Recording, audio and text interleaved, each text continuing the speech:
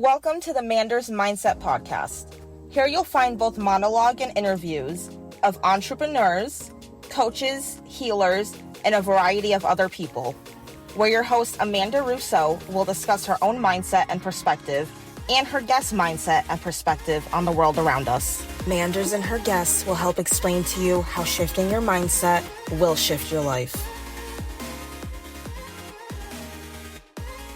Welcome to Manders Mindset, where we explore the power of shifting your mindset to shift your life. I'm your host, Amanda Russo, and I am so excited to be joined today with Emma Lyons. And she is a trauma-informed healer and the founder of the Trauma Matrix, where she helps women break up with the shame voice that's been sabotaging their success, relationships, and visibility for years. Thank you for joining me. Great to be here. Thanks so much for having me, Amanda. So who would you say Emma is at the core? Well, that's a really big question. I mean, I didn't know who I was for a big part of my life because I was kind of under the family's shadow. I was the family scapegoat, so I had no idea. So it's only in fairly recent years that I've started to get in touch with who I am and my power and get it out there. I mean, so hard to put who you are into words, but I believe that everyone is really powerful. Everyone has an amazing potential. Everyone has an amazing gift to offer and is here to shine. And this is the thing that I'm working on. I was taught that it's not safe to shine. And I really feel like I've got that power in me. And I've got a really important message to share with the world. And I've been on a lot of podcasts and a lot of people have said that the way that I talk about things changed the way they saw things and kind of started to shift things in their life. So I don't know if I answered your question, but that's a tough question, but I have so much to say. I noticed. No, you mentioned it's not safe to shine. Oh, yeah. And I think that's so common for lots of people, especially women. You know, we're taught to be the wallflowers, to sit in the background, to be quiet. I was not allowed to be angry. I was allowed to be depressed. No one noticed that I was depressed from a very young age. But if I got angry, I was told that was not acceptable. You know, if I started to feel angry and really expressive, I was told to tone it down. So I learned pretty quickly that in order to survive, that I was too much and not enough. This is the double bind that I noticed lots of people have, not just me. You believe you're too much. So, oh my God, it's not safe to shine. I better hold myself back. And that's shame. And then I'm not enough. Oh, I'm a failure. So I don't want people to see that I'm a failure. Again, that's shame. So shame is kind of tying me in from both sides. And it was just like being in a straitjacket. And until I started getting that second thing off, things really didn't move in my life. And it was really frustrating because I was constantly grinding and doing the right things, but it was kind of like doing feng shui when the house is on fire. It's kind of not a priority now. Let's put the fire out first. So this was the healing I did. It made me feel better in the moment, but because this foundational piece, this shame from my upbringing was still very much in place and continually being reinforced, none of that great healing really stuck. Now, can you take us down memory lane a little bit? Tell us about your upbringing, family dynamic, childhood, however deep you want to take that. Yeah, sure. So I was the middle child. I was the most sensitive child. I was the quietest one. And I was chosen as the scapegoat, which is, it's estimated about 70 to 80% of families in Western cultures are dysfunctional. So that's most families, right? Most families are dysfunctional. So you get assigned these shame roles. I was the scapegoat. I was also the invisible child. So I was off. Nobody cared about me. Nobody looks at me. And I internalized all this shame. Realized fairly recently also that my mom she has very strong covert narcissistic tendencies. So she's kind of the vulnerable narcissist. Oh, poor me. So not the obvious, Donald Trump, look at me kind of narcissism. And she would kind of use manipulation and guilt and shaming to get what she wants. And I remember times in my childhood, And it's very subtle with covert narcissism because there aren't big incidences like death by 1,000 cuts. So there were times where, for example, I was traveling and she told me that if I didn't phone her every day, that would mean that I didn't love her, for example. And she made it feel like that was about my safety, but really it was about her soothing her anxiety. And there were many situations like that. There was one time when I was, about 18, because I was walking in front of her one day, she got really offended, started crying, and told me that she would cut me off. Things like that looking back now, just so disproportionate with what actually happened and seemed crazy. But in the time, I was like, oh my God, this is my fault. I've done something terrible. So I need to go and appease and make her feel better. I had no idea what I was dealing with. And this is the thing about when you're in the role of the scapegoat, you are basically the depository for all the family dysfunction. So I said my mother was a covert narcissist. And I found out, I knew my grandmother, my mother's mother, was not a very nice person. But I've spoken to my uncle who was kind of exiled from that family system, and he was also the scapegoat. So he was actually sexually abused by her, and she was also quite sadistic. She would get him to do things and say things to other children and get a kind of kick out of it. So this is the person that my mother grew up with. And my mother would say, oh, she wasn't that bad. She was just a bit anxious, She gave us everything, but she couldn't really give us love. So there's a real downplaying of how bad this, sociopathic, malignant, narcissistic woman was. And it obviously gets passed down to the children. And my mother, for example, she never did any work on herself. And, when I was in the 12 steps, she never even asked me what I was in the 12 steps for. When I told her that I'd been depressed all my life, she had no questions, like zero curiosity about my inner landscape. But she was very much into knowing where I was and tracking where I was. So there was constantly, when I was growing up, this feeling of being tracked and watched, but never really seen, ironically, because my family never really wanted to see me. So I was like the invisible one, and internalized all that shame and put it against myself. And this is why shame is so toxic, because so many of us, it's not just me, we internalize shame because we think that if I shame myself enough, then it won't hurt so much when other people shame me. So it becomes kind of a sword. It becomes a kind of shield as well as a sword. We think, oh, I'm protecting myself if I just shame myself. And shame makes you shrink. It makes you shrink and become little and become as small and quiet as you can. So obviously you bring those patterns. They don't just stay in your childhood. I was always striving to be better and to do things, but it was like I was constantly, and this was when I was little as well, constantly feeling like I was trying to go into second, third, fourth gear, but I had the handbrake on the whole time and could never get out of second gear. That's kind of been the story of my life until I realized the toxic kind of substrate where I had been based all my life. And then, only then, and I started to validate that little girl and speak to people who could validate that as well. Because so many people still, especially if you're the victim of this kind of covert abuse, people minimize it. People tell you didn't really happen. It wasn't that bad. You should just forgive her, Well, and it's like, really, you wouldn't say that to someone who had been smacked around or someone who had been sexually abused, but emotional abuse seems to get a pass. And people are just very invalidating about it because the mother and the family is kind of like a sacred cow that you can never leave.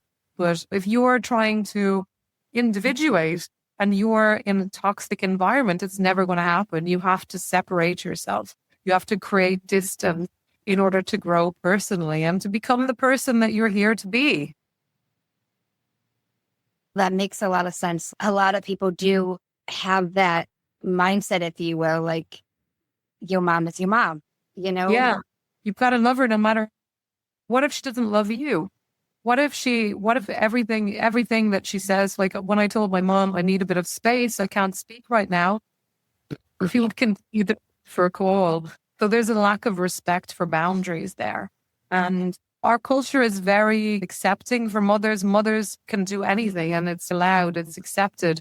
When my mother did that emotional abuse thing when I was traveling and said I had to phone her every day, when I went home and said it to other people, they were like, oh, she was just scared. She was just worried about you.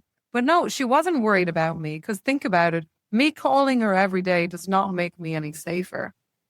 That's not about me. That's about looking after her anxiety. It's nothing to do with my safety. But so people shield mothers. People make excuses for mothers when really they're actually being quite selfish. They're not thinking about their child. They're thinking about their own feelings and their own safety.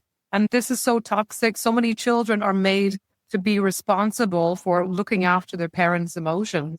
And that's true in covert abuse as well. The children are made to be responsible. You have to look after my feelings.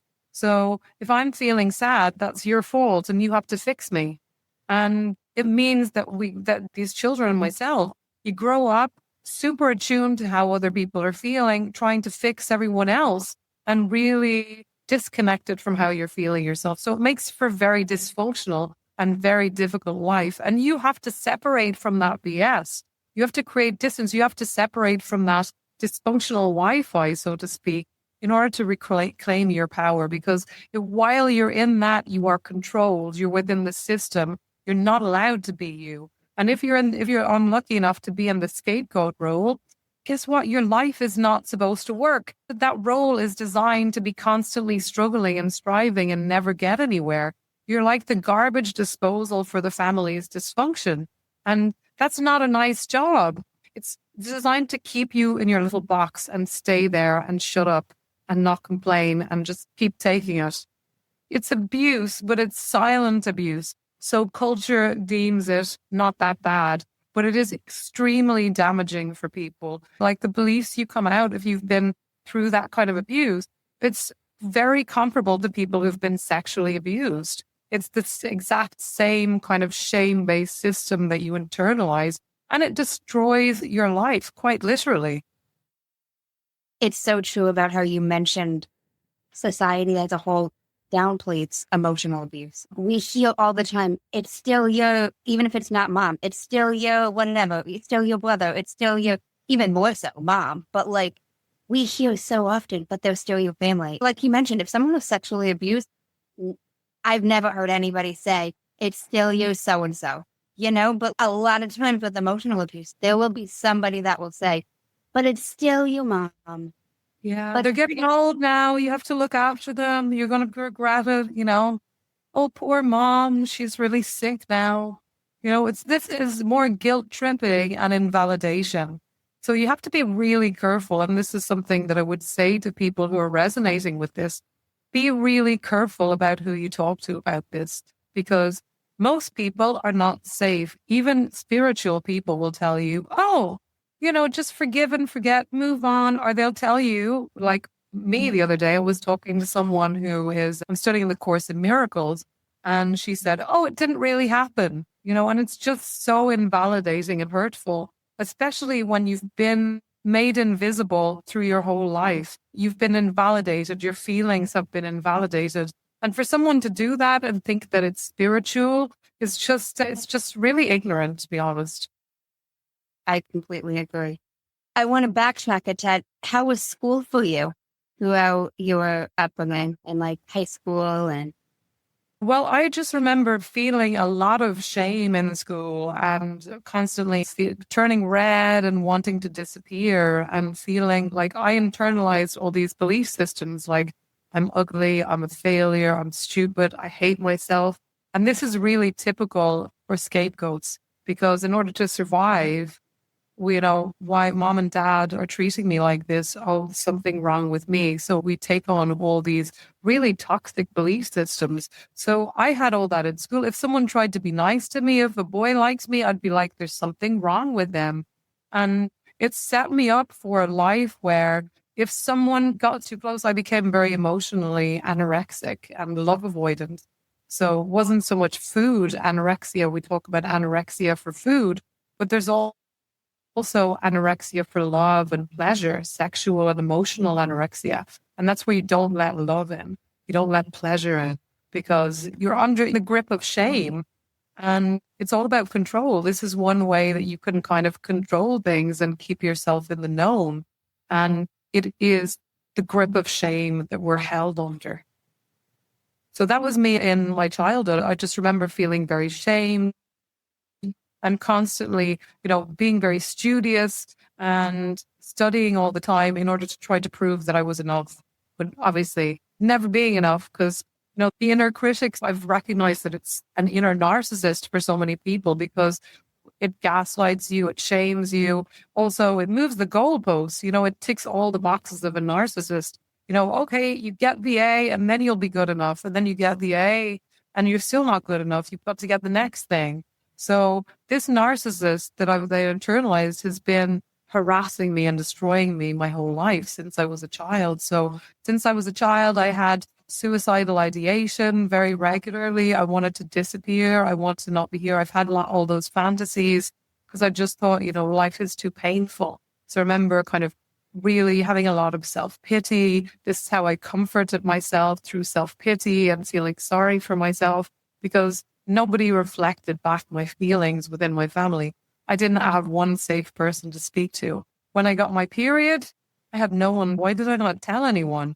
I actually just Googled it and thought I was dying of cancer or something, So this is the level of kind of neglect or emotional abuse really I was getting because nobody cared enough to check if I was okay. And that's true in adulthood as well. I've gone no contact with my family and nobody has said, "Are you okay, Emma?" They're just like, "When are you coming back? When are you coming back? This is what's happening."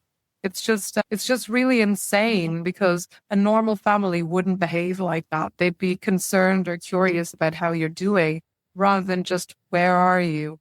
What's your address? When are you coming back? When are you normalizing things?"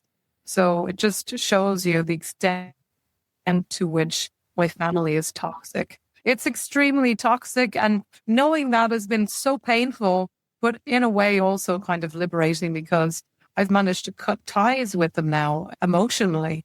And there's a liberation. It's very difficult, obviously, but there's a freedom in escaping, getting out of that toxic Wi-Fi that I've been living under my whole freaking life. Now, if you don't mind me asking, about how long ago did you go no contact? It is about 6 months, so it's not even that long ago, but I'm going to keep it for as long as it feels right. And I am, anticipating the flying monkeys. At the moment, it's kind of just soft. They send me emails. They don't have my phone number. So it's not that long, really. But the liberating thing is they can't phone me and harass me. They can only send me emails and I could choose how I respond to that and really take my time. Now, transitioning back in terms of schooling, did you go to college? I did. I did a degree in languages and then I did a master's in human rights law. So yeah, I have a degree and a master's. What made you decide to get your master's in human rights law? Well, I always wanted to help people, I suppose, as a way to. And I went to Palestine and really because there's scapegoats. We're talking about scapegoating these family systems. It also fractals out in the world. You see it everywhere, that same pattern of abuse.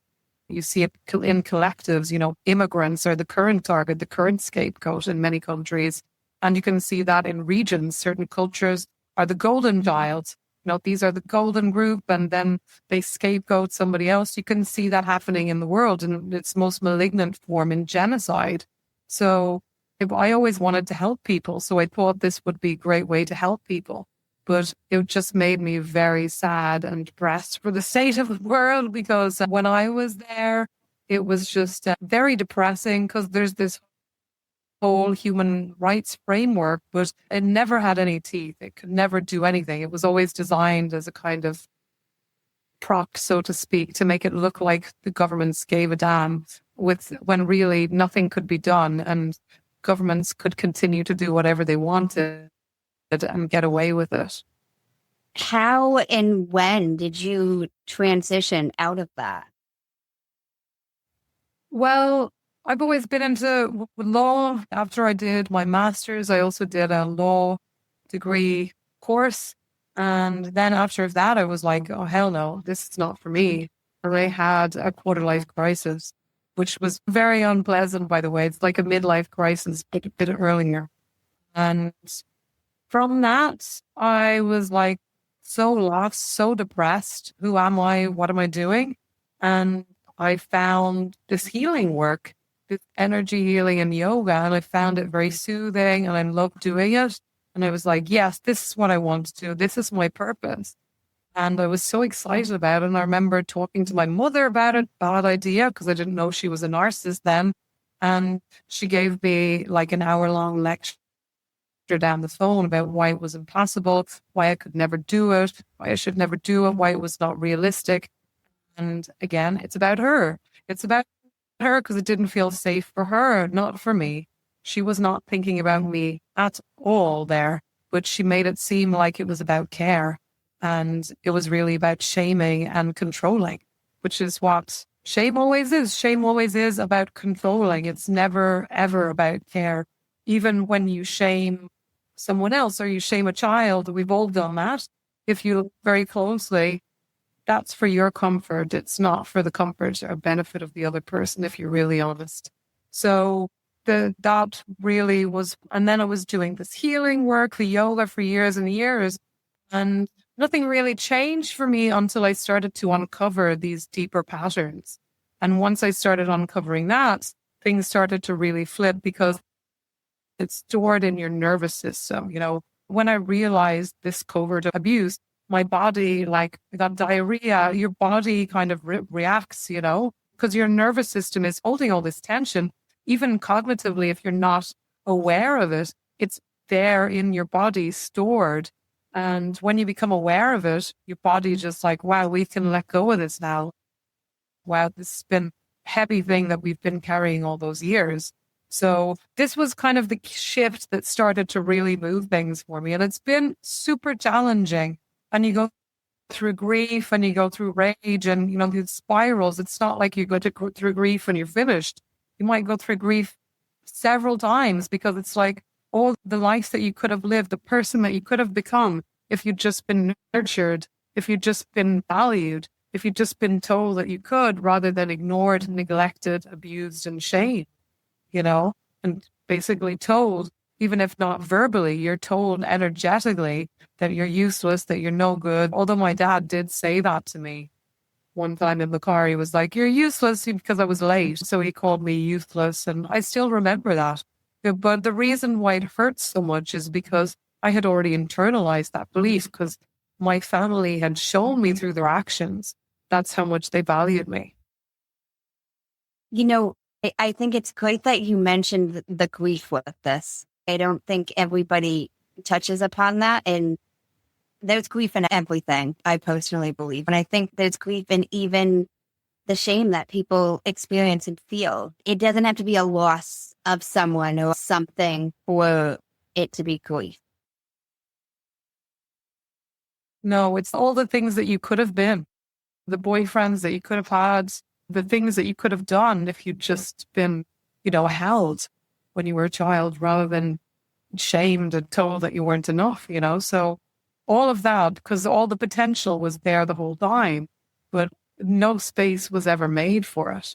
So I was just left to cope on my own and nobody even saw that I was desperately depressed not because they didn't see, but because they didn't want to see, because that would have ruined the facade that they're a good family, that they care and that they're loving and supportive, when really it's super toxic and meshed and dysfunctional. Now, why do you think, and this honestly is probably just a personal opinion, but why do you think people shame children the way they do and as much as they do? Oh, I know.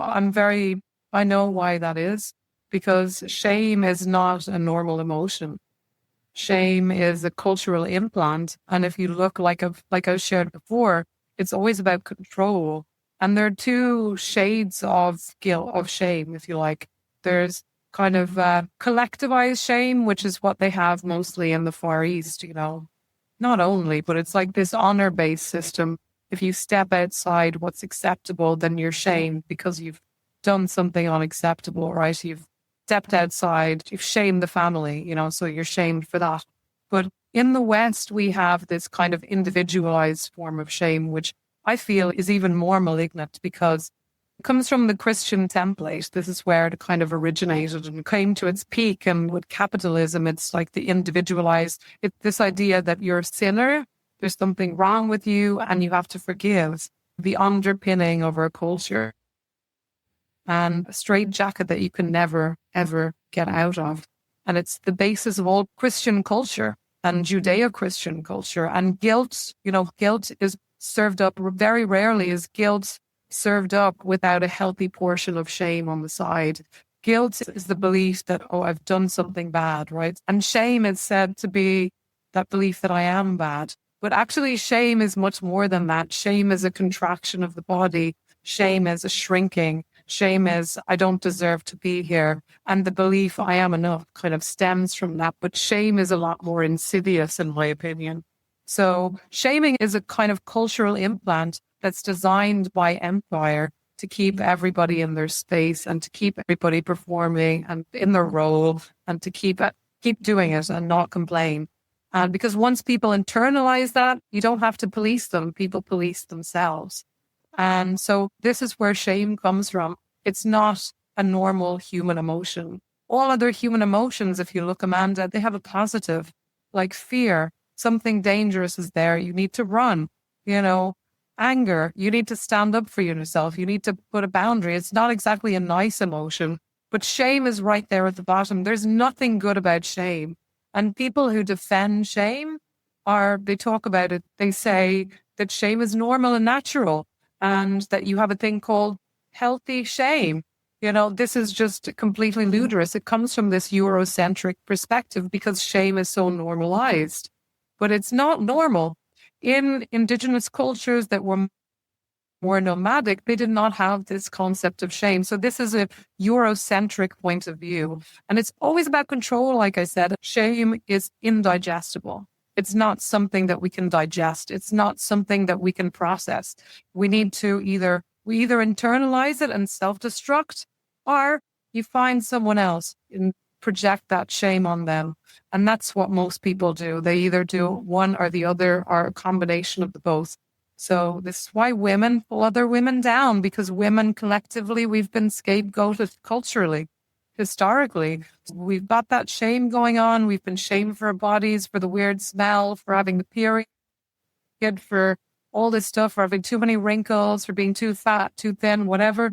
So what do we do with that? We pull down we're crabs in the barrel. We pull other women down in order to feel better about ourselves. So that is a long way of answering your question. We shame other people because it momentarily gives us some relief from the shame that we're feeling, that we've internalized. It doesn't work, obviously, because we feel a bit better in the moment, but the shame doesn't go away. It gives us some relief in the moment. So this is why we shame each other, because we think it gives us some relief. And this is also why people do alcohol and drugs. I mean, I'm from a country that has a very deep guilt and shame culture. We also have a very deep drink culture. That's not a coincidence, because when we drink, it puts the pause on that shame voice and we get momentary release from it. Otherwise, we're just swimming around in shame every day. And this is how most people live our lives. We're swimming around in shame, normalized shame, and we're told that it's good for you. It's encoded in our language, Amanda. Don't be you're so shameless. Every other word in the English language that ends in the LASS means you're free of that thing. But when we accuse someone of being shameless, they're more than likely acting from repressed or shame that they've disconnected from themselves. Or the alternative is they might be one of those rare people who's acting fully authentically and we feel triggered, so we project our shame on them. So it's even encoded in our language that we need a bit of shame in order to be good, in order to be humble, in order to know we're not God. And, even very good therapists and speakers like Brene Brown says that if you don't have shame, then you're basically even that means you're a psychopath. So they've normalized shame and accepted it as because it's the cultural substrate of our culture. But it's normalized, but that doesn't make it normal or okay, something that we should accept. But we're just gaslit to believe that it is. Just because it's normalized doesn't mean it's normal. No. I feel like there's a lot of things in society that are normalized, but aren't necessarily normal, and shame being one of them. Like, Yeah. Even certain things that, like, maybe you wish you wouldn't have done. Maybe you have a regret, like a lot of people do. It doesn't mean that you need to have, the shame's normal. Like, we all make mistakes, but it doesn't mean you need to internalize that and shame yourself. But I feel like society so much says that we should. Like, you did this and it was wrong and you should feel that shame. Absolutely. And I'll just say one more thing about that, because shame also, it kind of gives you a pass. I've done something bad, but I feel shame about it. So that's okay. So it's, I did this terrible thing, but I feel so ashamed about it. So I'm still a good person, and this is complete BS. We don't need shame to be a good person. We need empathy. And shame, actually, in the brain, it shuts down our ability to empathize. So this is complete gaslighting. And it's everywhere. Psychologists, therapists talk about it everywhere. Even very clever people. It's a huge blind spot in our culture. So do you have a suggestion for people to not be as weighed down by shame? Well, yeah. I mean, first you've got to recognize that the shame is not you. I mean, the way I frame it, because you internalize this shame voice. It's called the inner critic, and we're told to take it to therapy and to sit down and feel our shame. And this is the exact wrong approach when it comes to shame. It's like, it's really funny because if we meet a narcissist out there in the world, we're told, don't engage with them, don't give them any rope. But with the narcissist, the voice that we internalize, that gaslights us, that shames us, that moves the goalpost, that puts us down all the time, that minimizes us, that projects its feelings and its shame on us. We're supposed to send it love and take it to therapy and treat it like a wounded child. Hell no, that's the wrong thing to do. You just give the thing more power. Think of it like a ghost or a shell or a light bulb. It has no power, or parasite. It has no power without you. It's sucking your energy. And it's not you. This is the thing. We're told that this voice is you, and it's so confusing. And is it helping me or is it not helping me? If the voice is shaming you, it's not your friend. It's not your higher self. You've got to break up with that voice. D.R.E.A.K.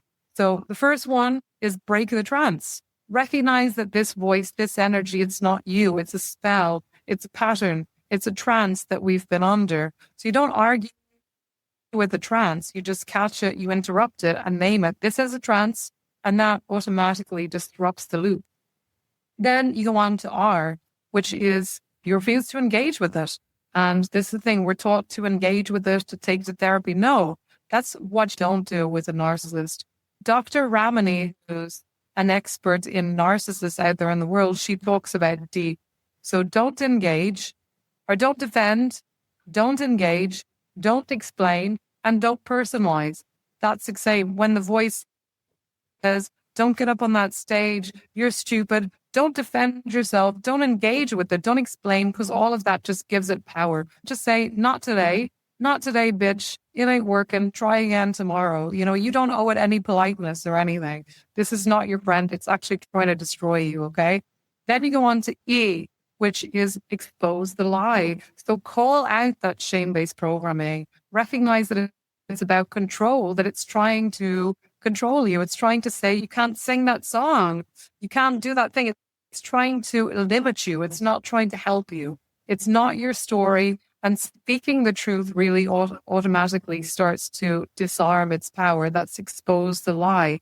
Then, and you're going to like this one because this is anchor it in your body. Because shame, when it comes, it kind of hijacks your body like no other emotion. It takes you out of think of the heat, your body actually shrinks. So you've got to anchor in your truths. That means come back to your body, feel your breath, plant your feet, say your name, the year, and just remind your nervous system, I'm safe, I'm sovereign, and I'm here. And then finally, you kick that thing out, right? You kick it out. That means shake it off, stomp it out. This is not mine. And evict that spell from your body and mind. So this is the antithesis of what people are taught to do with shame. Just say goodbye, stop performing for it, and let it die on its own, because it is a parasite. If there's a parasite inside your digestive system, you don't send love to it, you flush the thing out. And you've got to do the exact same thing with this shame voice. And it's the root, it's the reason why we self-sabotage. It's the reason why we procrastinate, why we are perfectionists. It's all different disguises for shame. No, that makes a lot of sense. But we've got to break the trance, interrupt. Wow. No, this makes so much sense. But also needing to acknowledge it as well. Yeah. And feel. Sorry, go ahead. And feeling it in the body, like coming back into the body. No, that makes. Because it's not like any other emotion. No other emotion hijacks the body and the nervous system the way shame does. And anyone who's had a shame attack, and I have had several, you will know that. Shame is super malignant. And also, without this inner narcissist, nobody would commit suicide. Because think about it, you need, if somebody comes to you and says, you're a Coca-Cola, you think, oh my God, this woman is crazy, right? In order for you to feel shame about that, you need the voice inside to say, oh my God, my nose is really big. Oh my God, I look really stupid. You need that narcissistic voice to resonate in order to be shamed by someone else. So liberating ourselves from this inner narcissist is how we liberate ourselves from shame. We become unshameable. And this is why my program, I have a 5-week program where I take people through. It's called Reclaim Your Shameless. Not to say, bitch, you take back your power from that shame demon, because it has no power. It has nothing without you. It's a parasite that's been sucking your energy dry for 20, 30, 40 years. You couldn't stop it. You just have to recognize the spell. It's like you're under a magical spell. The witch you've eaten that apple and you're waking up from the trance. And then you can reclaim your power back from it, because it has nothing without you. It's a shell. It's a ghost. Now, you mentioned the inner narcissist, and you mentioned no one would die by suicide without that. Can you elaborate on that a tad? Yeah, absolutely. So in order for you to actually, say your life is falling apart and it's terrible and things are really bad. In order for you to actually take that step, you need the narcissist inside your head to say, you would be better off dead. Nobody cares about you. You need, without that, no matter how grim things get, you're not going to take the step. This is the power. You do not have to take the shame in. It's like a lock and a key, right? So I come along, try to shame you. You need to have the resonating hook for it to latch on. So if I come to you and say something that's trying to shame you, you need that voice in your head, the narcissist, to say, yeah, you do have a big nose. Yeah, what you said is really stupid. And then only then do you experience shame. So you can't experience shame without that. You need the inner narcissist to resonate or to agree with what's being said to you in order for you to experience shame. So once you unhook its power, you become shameless in the true sense of the word, not in the sense that shameless is thrown around in our culture to promote shame as something that makes you good. This is about reclaiming your shameless, because we do not need shame to be a good person. That's a complete lie. That's a complete gaslight. And it's complete bullshit, to be honest. So why do you think so many people use that tactic? Like when somebody does something, like in utilizing the fact that, I don't know that I want to say utilizing, but almost embracing that they're ashamed of it. Well, shame is, like I said, it's normalized. So when it's a weapon and a shield. So the quick way to get someone to do this, why it's so common on social media, because it's quick and it's effective. If I tell a child to shut up and sit down, that he looks stupid, he's going to do it pretty quick. He's going to feel shame and do it, right? So it's quick and effective, but it's always toxic. And like I said, it's always about control. Even if I'm deluding myself and saying, oh, I'm saying it because I care about you. No, I'm doing that because I'm uncomfortable. So I shame you in order for my comfort. So it's about making ourselves feel better. And again, finding a target, because we've all got shame that we've internalized. So when we shame someone else, we feel like we lose it for a second. We project it on someone else, on an external object, so we don't have to feel it so deeply ourselves. Because, we've all been shamed. We live in a narcissistic world where shame is normalized and even glorified. So no surprise that there are so many narcissists running around, because shame is at the root. I mean, therapists talk about this, how many narcissists this is one major theory about how narcissists form. They're operating out of a lot of repressed shame. And that's true for so many mental conditions. People are operating out of a shame, depression. Classic example, I was depressed for years. That is shame running the show. And, suicide, shame again. You might as well not be here. Your life is useless. You need that voice to tell you that in order for you to do the act. Otherwise, you're not going to do it no matter how bad your life is or it seems on the outside. No, that makes sense. I liked your analogy of it being quick and effective. Like even the kid you tell to shut up because what they said was stupid. They're gonna, and it's like an instant, it is the control, but it's quick, like. It's impressive. I feel powerful. No, that makes a lot of sense. Even outside of it being normalized, like, and the control, they want that quick, it's going to happen, like even if you try to, and I'm just thinking of a different example of like, if they try to scare the child, it's not necessarily as effective or as quick, to get them to change or stop whatever behavior it is. Yeah. And this is the way we've all been trained. Our mothers, our fathers, they use shame to train us because guess what? Their parents use shame and maybe beating them up to train them. So this is literally beaten into our culture. And your 5-week program helps people to beat this. Yeah, because I help people release shame. I don't get people to sit down and feel shame. I help people to release it because it's stored in the body. And with the energy work that I do and also the training that I take people through, they start to recognize when shame is attacking. And also what's really important is to recognize, because we're taught it's not you, it's a narcissist, it's an invader, it's not you. When we dissociate, that's such an important step, because it's like I talked about a magical spell. If we think that magical spell is us, we don't have a chance. We're totally associated with. We've got to recognize that it's separate. We've got to dissociate from this thing, recognize that it's separate before we can take our power back. And this is really a crucial step, because society tells you that's your voice and that's you. I shame myself. That voice is not you. And when you start recognizing that, you already take your power back. And that's a huge step. And also recognizing that it's not helping you. This is the other gaslight, that we're told that the voice, so if you're sabotaging yourself, it's because the voice just wants to keep you safe. No, it doesn't want to keep you safe. It's trying to keep it safe. Just like the narcissist punches you in the face and tells you, oh, I'm doing it for your own good. The narcissist that we internalize does exactly the same thing. Oh, you're stupid. Don't get on that stage. You look like a fool. It's not doing it to help you. It's not doing it to protect you. It's doing it to protect its goddamn self. And once we realize that's so powerful in really taking our power back from that thing, it's not a wounded child. It's not something that you can take to therapy and heal. It doesn't work like that. Narcissists don't work like that. We need to just cut off its power. No, that makes so much sense, because feeding into it is just going to expand it. Exactly. You give it what's called narcissistic supply.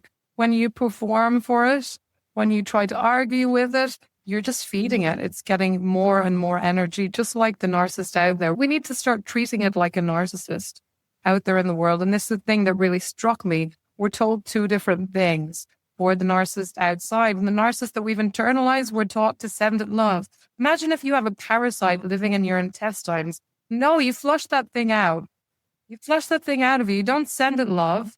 Get the thing out of you. We've got to do the same thing with this implant of shame that we've all absorbed, because culturally, we've been trained into thinking that this thing is normal when it's absolutely is not. It's so true. And it's just been normalized because it seems like it's been happening for a long time. Jesus didn't teach shame. The church taught shame. Why do you think that is? To get people to follow what they were preaching about. Jesus wasn't trying to control people. He was trying to care for people. So this is the distortion that's happened.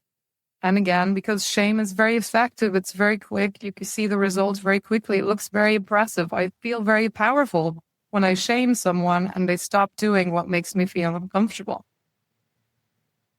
Yeah.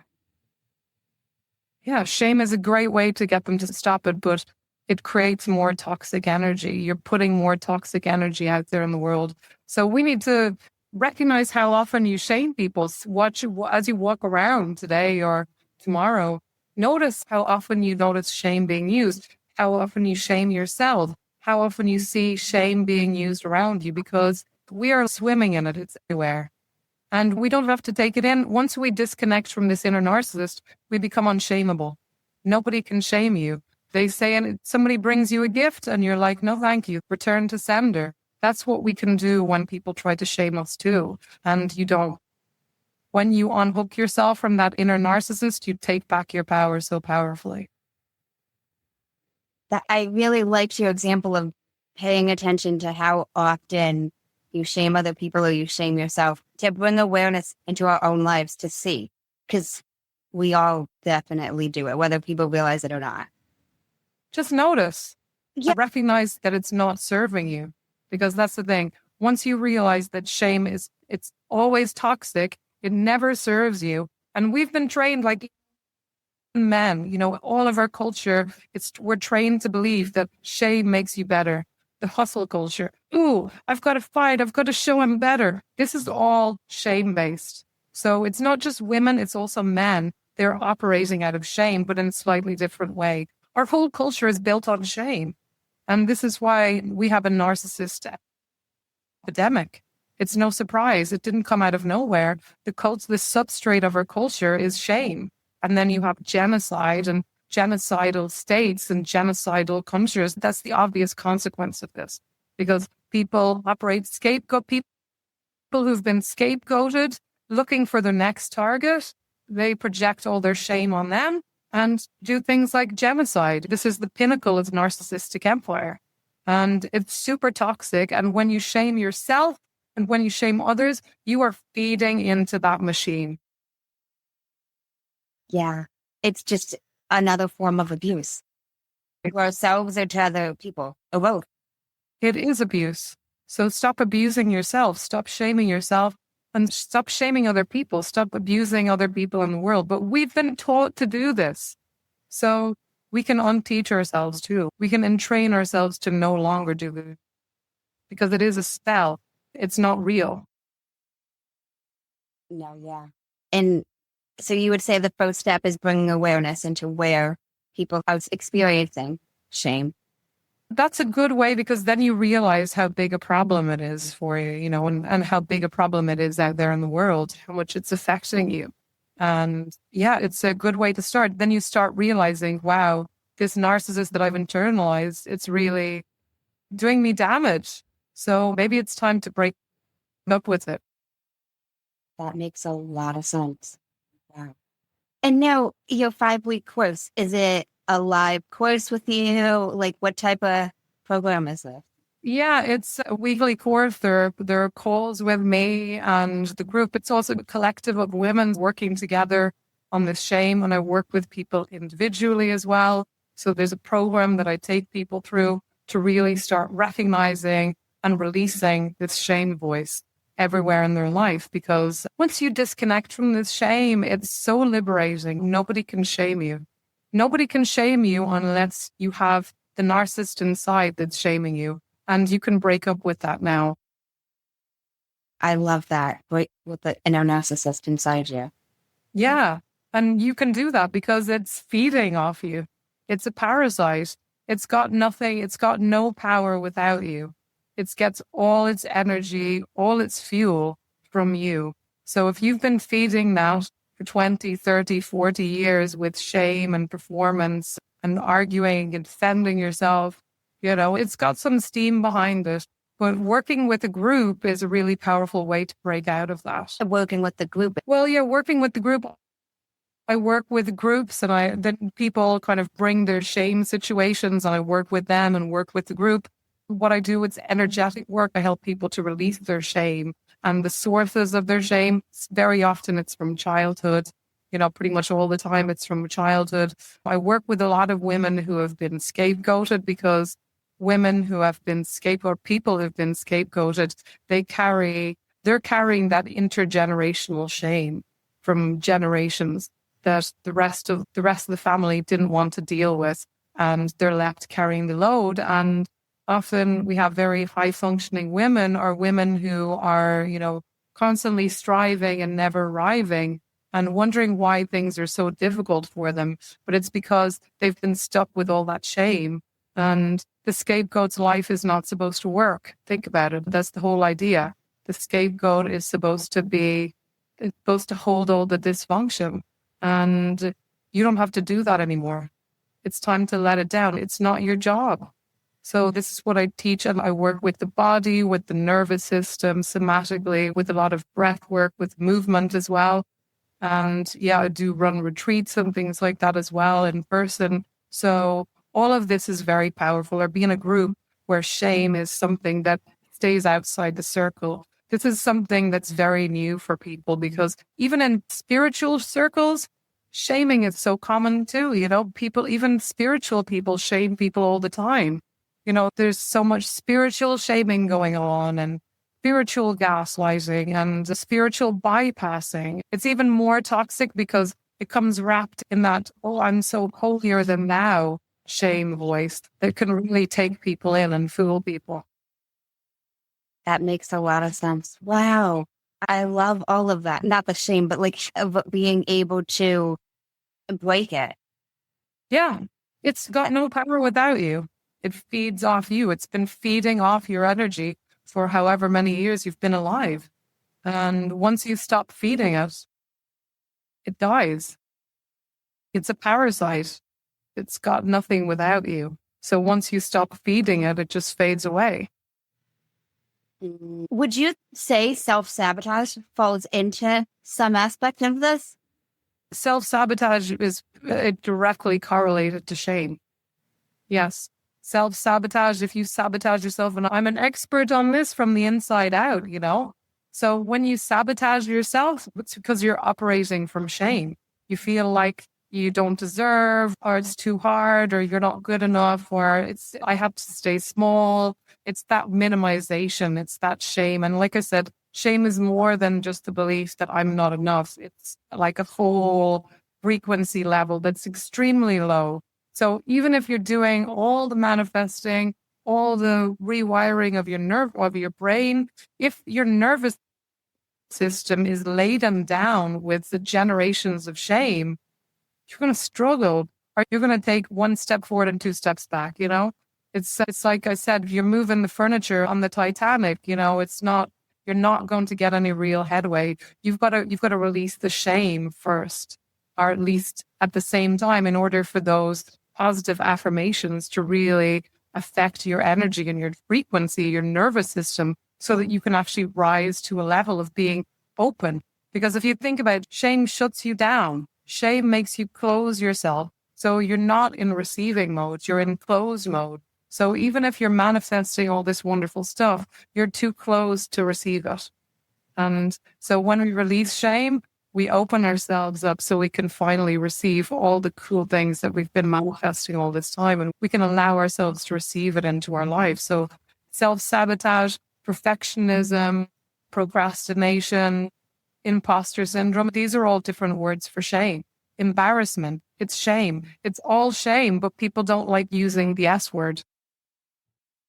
They don't like using the S word.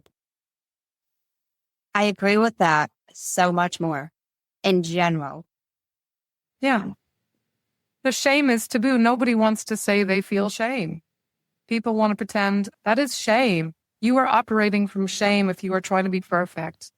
That's shame underneath. That's your real problem. So why not deal with the root problem rather than snipping away at the branches? I completely agree, Emma. It makes so much sense, though. The way you explained all of this, I really appreciate it. Yeah, you're welcome. Yeah, if people feel inspired by what I'm saying, I would really encourage people to take action on that, listen to that, because that's probably not the narcissist that's telling you, that's something else that's speaking. So listen to that, because the more you listen to that and you stop listening to the narcissist, the more you empower that. So I have a free gift for you guys. It's called 5 Signs That It's Time to Break Up with Your Inner Narcissist.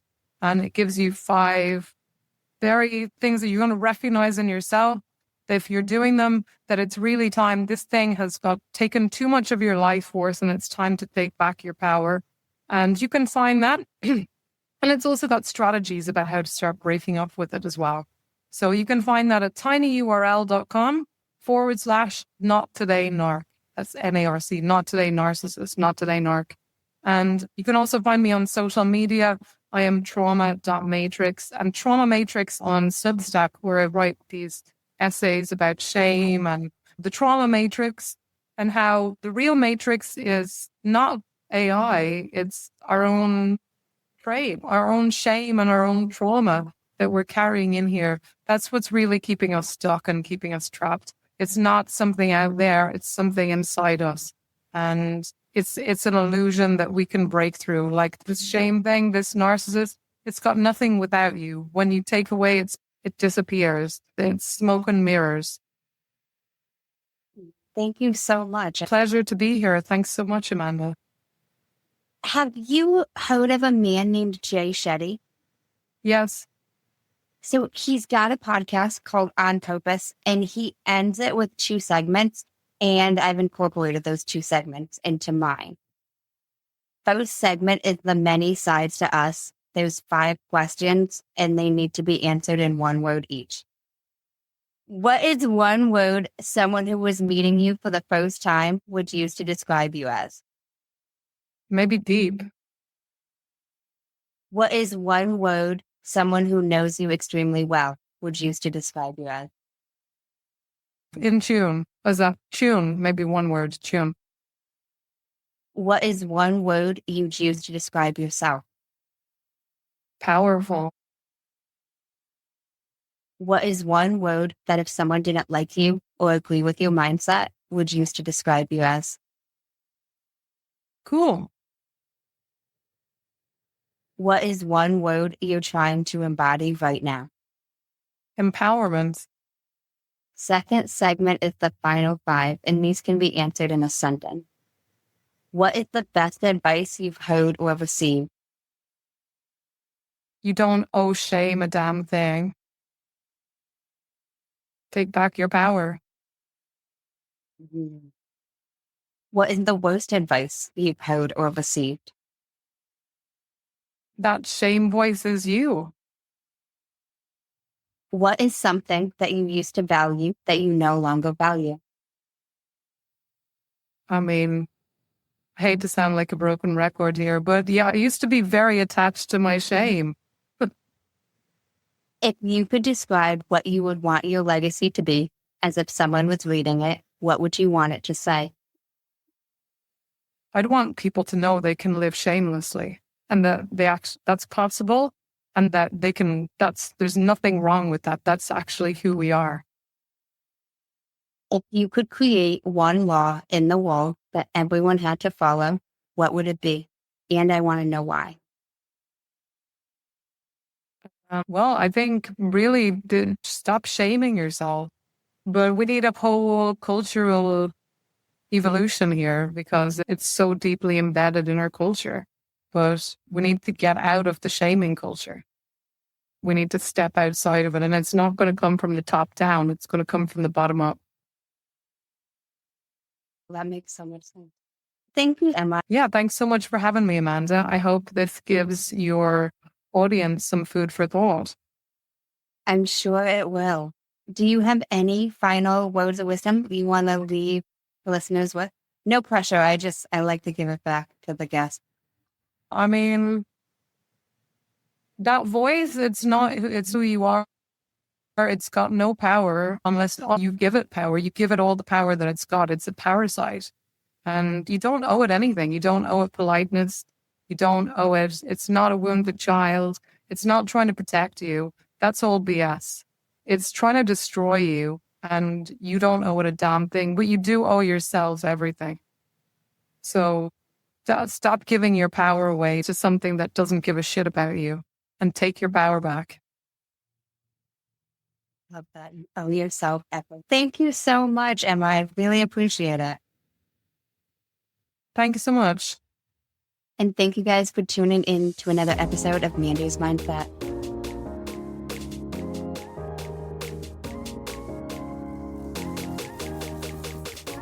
In case no one told you today, I'm proud of you. I'm rooting for you. And you got this. As always, if you enjoyed the show, I would really appreciate it if you would leave me a 5-star rating, leave a review, and share it with anyone you think would benefit from this. And don't forget, you are only one mindset shift away from shifting your life. Thanks, guys. Until next time.